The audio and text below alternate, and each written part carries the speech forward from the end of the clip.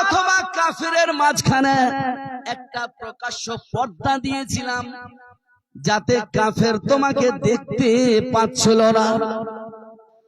কোরআনের শক্তি কোরআন থেকেই শুনেন আপনারা। আল্লাহ কি বলছেন?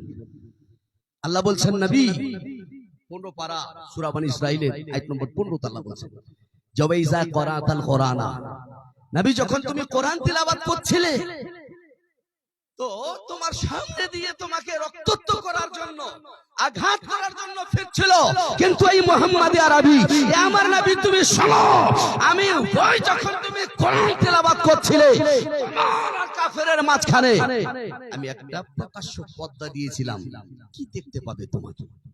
তোমার দেখার শক্তি রাখে নাই। তাহলে এটা হলো কোরআন। দেখেন যে কোরআন তেলাওয়াতের বরকতে রাসূল পাক সাহিবিল্লাহ লাগিয়ে কাফির পেল না দেখতে। তো কোরআনের শান আছে না? কোরআনের মর্যাদা আছে না? কোরআনের শক্তি আছে না? অবশ্যই শক্তি আছে।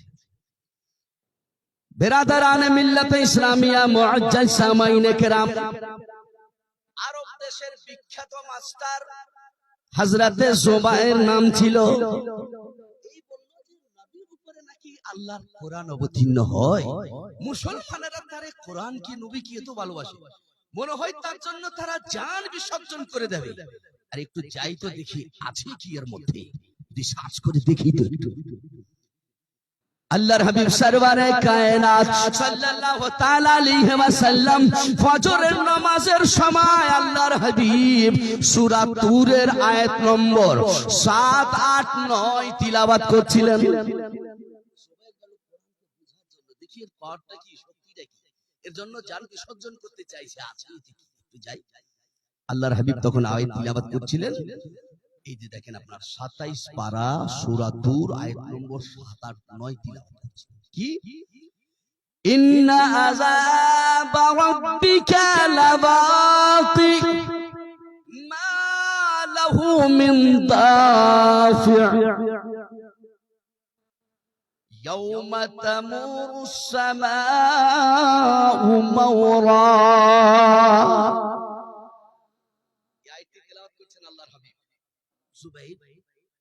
গিয়েছে আরব দেশের সবচাইতে ভাষার দিক দিয়ে আরবি ভাষায় দক্ষতা অত্যন্ত, আরবি ভাষা খুব জ্ঞান রাখতো। বলে কোরআনে আরবি ভাষা আছে কি মুহাম্মাদের কোরআনে? এতে যাই তো দেখি। যখন আল্লাহর হাবিব তেলাওয়াত করছেন ইন্না আযাবা রাব্বিকা লাওয়াকি মা লাহু মিন দাফি, জুবায়ের পাশে দাঁড়িয়ে শুনছে আল্লাহর রাসূলের তেলাওয়াত। শুনতে শুনতে বেরাদারানে মিল্লাতে ইসলামিয়া হযরতে জুবায়ের বলছে, আরে আমি কোরআনকে সার্চ করতে গেলাম, তার সততা জানার জন্য গেলাম, কিন্তু সুবহানাল্লাহ মুহাম্মদ আরবি কোরআন তিলাওয়াত করছে, আযাবের কথা নবী তিলাওয়াত করছে। মনে হচ্ছে যে আখিরাতে জাহান্নাম তো যাওয়া দূরের কথা, মনে হয় জাহান্নামের জ্বলন্ত আগুনটা সেখান থেকে ছুটে আমার পিছনে চলে আসে। জুবায়ের বলছে যে সিচুয়েশনটা, কাইফিয়াতটা, দৃশ্যটা এমন একটা আমার মধ্যে ফিকারটা চলে এসেছে যে নবী কোরআনে সূরা তুরে আযাবের কথা নামাজে তিলাওয়াত করছেন, আর মনে হচ্ছে যে জাহান্নামের জ্বলন্ত ভয়ঙ্কর আগুনটা এক্ষুনি আমার কাছে আসছে। জুবায়ের পিছনে ভেগে বাঁচার চেষ্টা করছে, কিন্তু এত বাঁচার চেষ্টা করছে কিন্তু কোথায় রক্ষা পাচ্ছে না। শেষে কি আল্লাহর হাবিবকে বলল, ইয়া রাসূলুল্লাহ, ইয়া হাবিবাল্লাহ, আমাকে কলেমা পড়িয়ে ইসলামের মধ্যে শামিল করে নেন, ইসলামের মধ্যে দীক্ষিত করে নেন, নচিত মনে হয় আমার অবস্থা এমন হইছে যে জাহান্নামের জ্বলন্ত আগুন আমাকে দুনিয়াতে পুড়িয়ে ছাই করে দেবে। নবী বললেন, কুল লা ইলাহা ইল্লাল্লাহু মুহাম্মাদুর রাসূলুল্লাহ। কোরআনের আয়াতের মর্যাদা, তার শক্তি, তার পাওয়ার যদি আসলেই মুমিনের অন্তরে, আমাদের মা বোন আমরা সবাই জিনার আমরা শুনছি, যদি তার কাদার যদি আমাদের মধ্যে থাকে, উদ্দেশ্য যদি আমাদের ভালো থাকে, তাহলে আল্লাহর কোরআন 1500 বছর থেকে এলান করছে, যারা সৎ উদ্দেশ্যে কোরআনকে যে জায়গায় তেলাওয়াত করেছে উদ্দেশ্যে সাকসেসফুল হয়েছে। আমরা কেন হই না? কিন্তু আমাদের নবী সাল্লাল্লাহু আলাইহি ওয়াসাল্লাম বুখারী শরীফ প্রথম খণ্ডের 13 নম্বর পৃষ্ঠার মধ্যে 13 নম্বর পৃষ্ঠা আর 14 নম্বর প্রায় লাইনের মধ্যে একটি হাদিস বলেছেন রাসূলুল্লাহ। কি বলেছেন খেয়াল করে শুনুন। عن سعد بن ابي وقاص انه اخبره ان رسول الله صلى الله عليه وسلم قال انك لن تنفق نفقه تبتغي بها وجه الله الا وجرت عليها حتى ما تجعل في فم امراتك। এটা রাসূল নিজের ভাষায় বলেছেন। রাসূলুল্লাহ কি বলছেন? রাসূলে কায়নাত সাহিবুল আওলাদ বলেন, এ মুমিন মুমিনা উম্মত উম্মতি ইন্নাকা লান তানফাকা নাফকাতান তাবতাগি বিহা ওয়াজহাল্লাহ। এক একটা পয়সা, এক একটা টাকা, এক একটা আল্লাহর নিয়ামত যদি আল্লাহর সন্তুষ্টির উদ্দেশ্যে যদি তুমি ভোগ করে থাকো, তোমার উদ্দেশ্য যদি সৎ থাকে, আল্লাহ বলেন এক একটা পয়সা, এক একটা লোকমা হাত্তা মা তাজালা ফি ফামি আমরাতিকা, আল্লাহর সন্তুষ্টির উদ্দেশ্যে থাকলে এক একটা লোকমা স্ত্রীকে খাওয়া, তার বদলা আল্লাহ তোমাকে দেবে, নষ্ট হবে না তোমার। কিন্তু আমাদের উদ্দেশ্যটা কি? পেট ভরে খাওয়া হইলে শুধু খালি আমরা মানুষকে দেখার উদ্দেশ্যে মেলেগুলো কাজ করি। আল্লাহর সন্তুষ্টি, আল্লাহকে রাজি, আল্লাহকে খুশি, আল্লাহর ডর, আল্লাহর ভয় নাই আমাদের মধ্যে। আর নবী বলছেন যে কর্মের মধ্যে আল্লাহর সন্তুষ্টি না হতে গেলে সওয়াবও পাইবা না আর কর্মের ফলাফলও পাইবা না। আল্লাহ কি বলেছেন? কুল ইন্না সালাতি ওয়া নুসুকি ওয়া মাহইয়ায়া ওয়া মামাতি লিল্লাহি রাব্বিল আলামিন। আল্লাহ বলছেন কুল, তুমি বলো আমার নামাজ, আমার কুরবানি, আমার জীবন, আমার মরণ সবকিছু রব্বুল আলামিনের জন্য।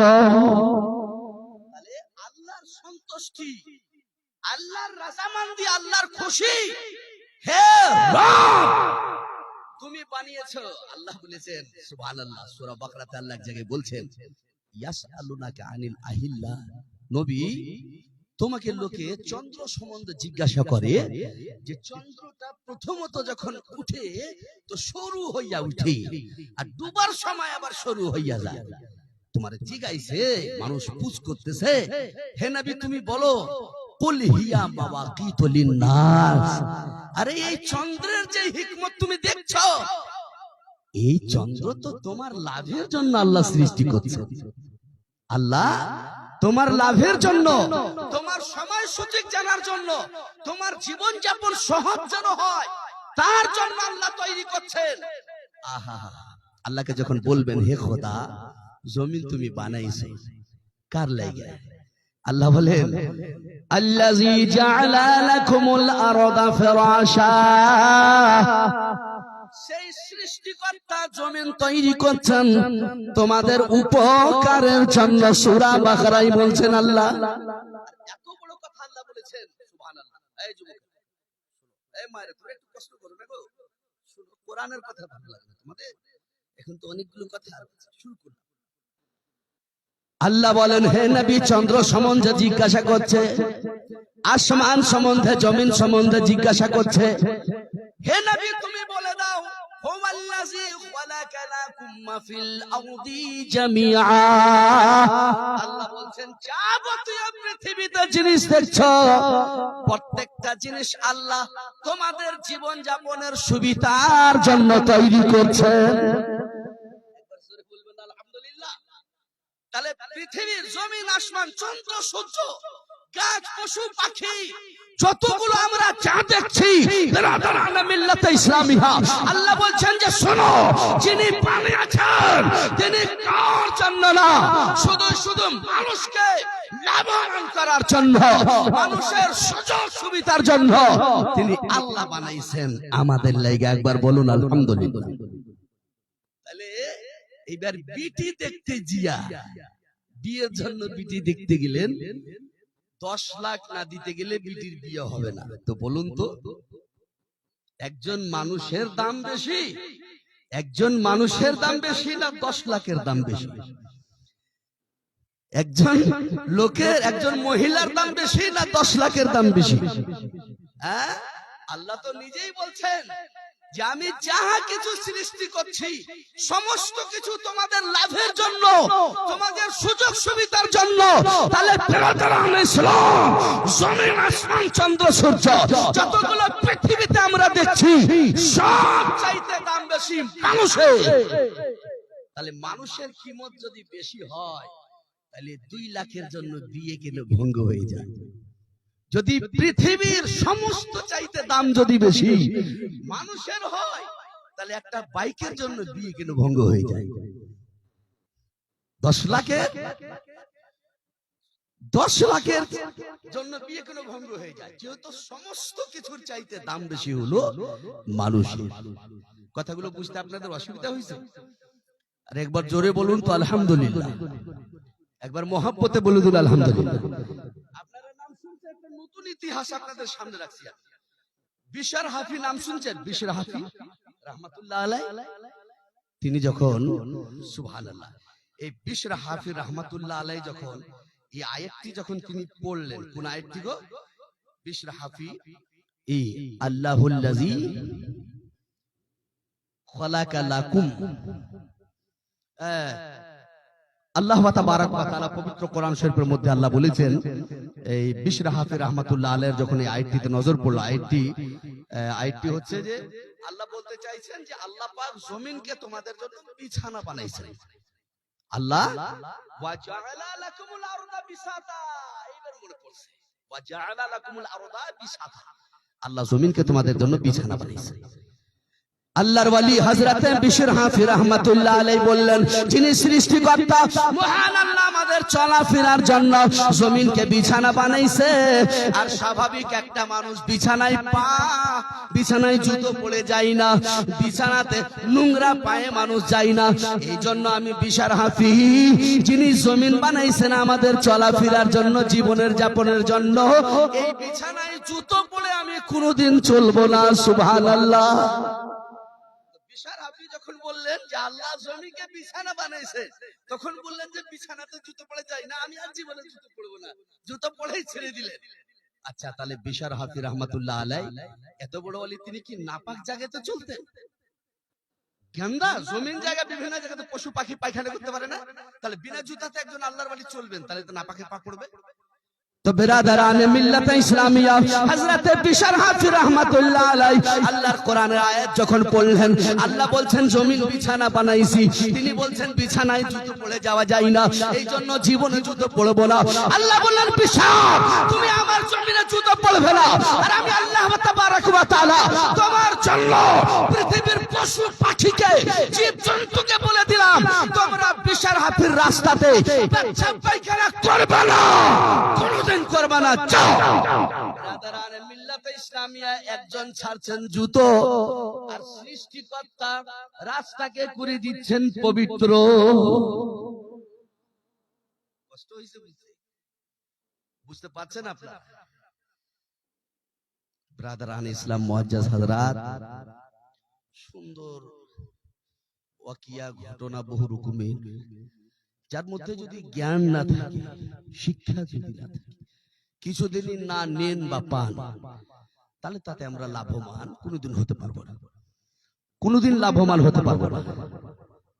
আল্লাহ কোরআনের কথা বলছিলাম, যে কোরআনকে নিয়ত শুদ্ধ করে আল্লাহর সন্তুষ্টির জন্য যদি তেলাওয়াত করা হয়, খোদার কসম বলছি, এই কোরআন যে কাজে ব্যবহার করবে মা বোনেরা আপনারা, সাকসেসফুল হবে।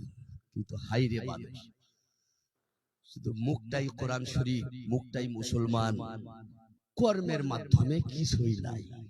আচ্ছা, একটা কথা বলেন তো, যে যেই হযরতে খাজা গরিব নওয়াজ রাদিয়াল্লাহু তাআলা আনহু, সুবহানাল্লাহ, ওনার মানকাবা শুনলেন, তিনি মাত্র কয়েকজনকে নিয়ে হিন্দুস্তানে যখন আসছিলেন, তখন এই হিন্দুস্তান থেকে যুদ্ধে হেরে যে রাজা পর্যারা ফিরে যাচ্ছে, তাদের সঙ্গে যখন সাক্ষাৎ হয়, তখন কি বলেছিলেন? तो बोलेছিলেন ए गरीब नवाज ए फकीर सुनो सुनो हम सब इतनी ताकतवर जमात जाकर के हिंदुस्तान में अपना कब्जा ना जमा सके हिंदुस्तान में अपना कुछ काम ना कर सके ए फकीर तू इतनी छोटी जमात में जाकर क्या कर सकेगा तो गरीब नवाज রাদিয়াল্লাহু তাআলা আনহু বলেছিলেন তোমরা মানুষের মস্তককে কাটার জন্য গর্দন কাটতে গিয়েছিলা আর আমি মানুষের গর্দনকে সৃষ্টিকর্তার জন্য ঝুঁকাতে যাচ্ছি তো দেখেন আল্লাহর পথে ঝুঁকাতে এসে একজন কাটতে এসে তিনি লজ্জিত হয়ে পালিয়ে গেলেন আর একজন ঝুঁকাতে এসে তিনি কামিয়াব হলেন কজন ছিলেন বলুন আল্লাহ আল্লাহ একজন মুরিদ এসে বলছেন হুজুর ব্যাপার তো খুব খারাপ কইছে কি হইছে বেটা গরিব নওয়াজ বলছে কি হইছে বেটা কইও হুজুর এই দুশমনরা এমন ভাবে হামলা প্রচেষ্টা চালাচ্ছে যাতে মনে হয় এখানে আর আমাদের থাকা জীবন যাপন করা মুশকিল অসুবিধা তিনি বললেন যে আমার মুরিদেরা এ আমার সঙ্গীরা তোমরা এখানে এসো আর তিনি আয়াতুল কুরসি আল্লাহু লা ইলাহা ইল্লা হুয়াল হাইয়ুল কাইয়ুম লা তাখুযুহু সিনাতুন ওয়ালা নাওম আল্লাহ ঘুমায় না আমার হিন্দু ভাইদের মতে হলো কি মাটির পাথরের মূর্তিগুলো বানাইয়া ওনারা বলেন কি জানেন ওম ক্লানান্যমা বিদ্যুতাং ওম গচ্ছাদেবি যথা মালাচ্ছায়া ওম সেটার অর্থ হলো যে হে দেব দেবী তুমি মাটি পাথরে তোমাকে নিজেই তো তৈরি করলাম দেখে তোমার তো বলার শক্তি নাই তাই জীবিতদের প্রাণ তোমার মধ্যে দিয়ে তোমার পূজার্চনা আরম্ভ করছে আর যখন পূজা শেষ তখন বলছেন ওম গচ্ছাদেবি যথা মালাচ্ছায়া ওম আমার কাজ শেষ যেটা ইচ্ছা গমন করো তুমি চলে যাও কিন্তু আল্লাহ কি বলছেন আল্লাহ বলছেন লা তাখুযুহু সিনাতুন ওয়ালা নাওম আল্লাহ ঘুমা তো দূরের কথা আল্লাহ তাবারক ওয়া তাআলা কে ঘুমের যেই লক্ষণ যেটাকে আমরা বলি ઊંઘ আসা সেটা থেকে আল্লাহ পাক আল্লাহ কি বলছেন সূরা বাকারায় আল্লাহ বলেছেন ইজা সাআলাকা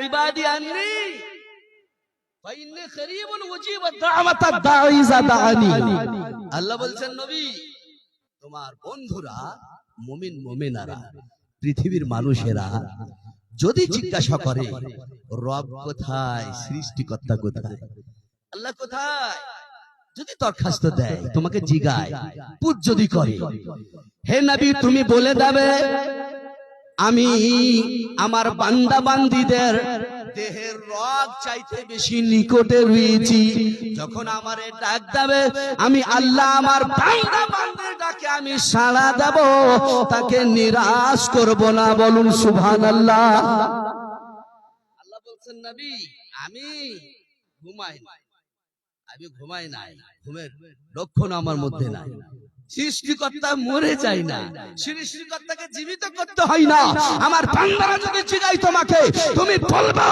যে তোমার রব তোমার রগের চাইতে কাছে যখন তুমি ডাক দেবে তোমার ডাকে তোমার রব সাড়া দেবে সুবহানাল্লাহ জোরে একবার বলেন আলহামদুলিল্লাহ বিরাদরান মিল্লাত ইসলামিয়া মুআজ্জাজ সামাইন কিরাম আয়াতুল কুরসি আল্লাহর ওলি খাজা গরিব নওয়াজ রাদিয়াল্লাহু তাআলা আনহু পড়ে আর চতুর সাইডে একটা রেখা টেনে দিলেন একটা দাগ টেনে দিলেন আর দাগ টানার পর বললেন বন্ধুরা এখানে চলে এসো কোনো অসুবিধা হবে না তো দুশমনেরা নিকৃষ্ট অনেক রকমের আক্রান্ত জাদু টোনা বিভিন্ন রকমের বিভিন্ন কাজ করা চেষ্টা করলো কিন্তু যেই জায়গাতে আয়াতুল কুরসি আল্লাহর কোরআন পড়ে রেখা টানা হয়েছিল তার বাইরে তাদের সর্বশক্তি থেকে গেল এই রেখার মধ্যে আসা কোনো শক্তি পেল না